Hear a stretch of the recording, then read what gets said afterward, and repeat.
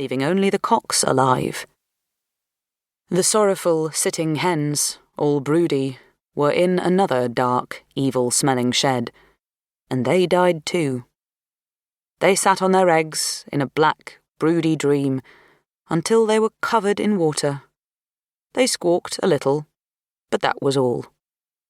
For a few moments, just their red combs were visible above the water, and then they disappeared.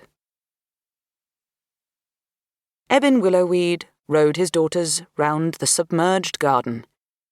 He rowed with gentle, ineffectual strokes, because he was a slothful man, but a strong vein of inquisitiveness kept him from being entirely indolent. He rowed away under a blazing sun. The light was very bright, and the water brilliant. Sometimes there would be a bumping and scraping under the boat as it passed over a garden seat, or tree trunk, or some object only slightly covered by water. Strange objects of pitiful aspect floated past.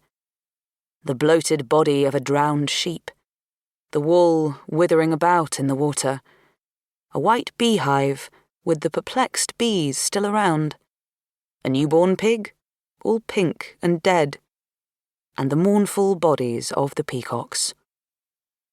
It seemed so stark to see such sorrowful things under the blazing sun and blue sky. A mist of rain would have been more fitting.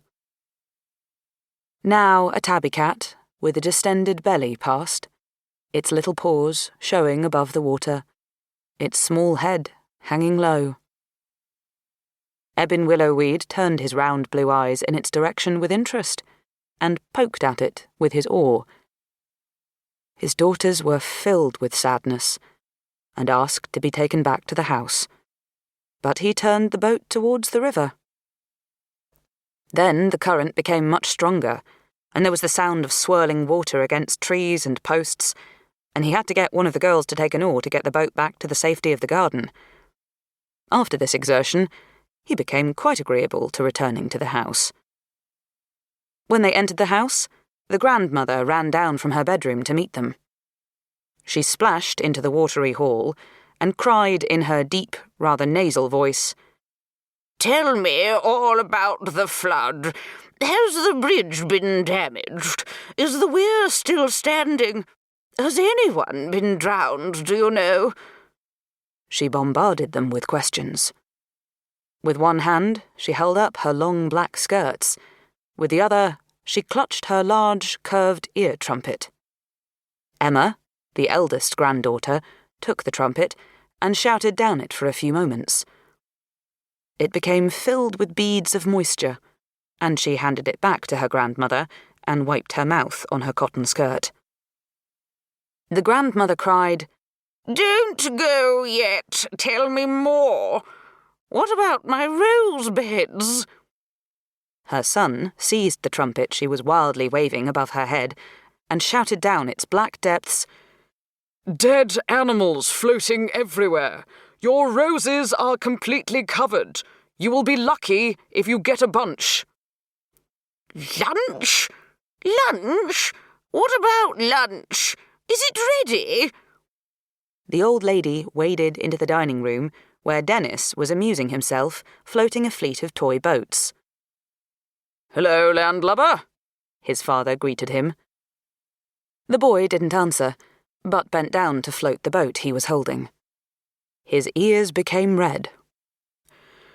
"Would you like to come out with me and rescue a few sheep?" his father asked, in a tone of forced heartiness. "No, thank you, father.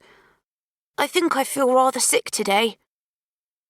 His father looked at him with impatient disgust. "Christ! Don't you ever want to do anything, you little sissy? Oh well, I'll go up to my room. It's the only comfortable place today. No newspapers, I suppose." He left the room still grumbling, and mounted the stairs to his den at the top of the house. "Anyone might feel sick," the small boy said to himself, and went on playing with his boats. He had made them himself, and they were his great pride. "Don't mind, father," said Hattie. "Have you realised this flood will put our lessons out of father's mind for days? Perhaps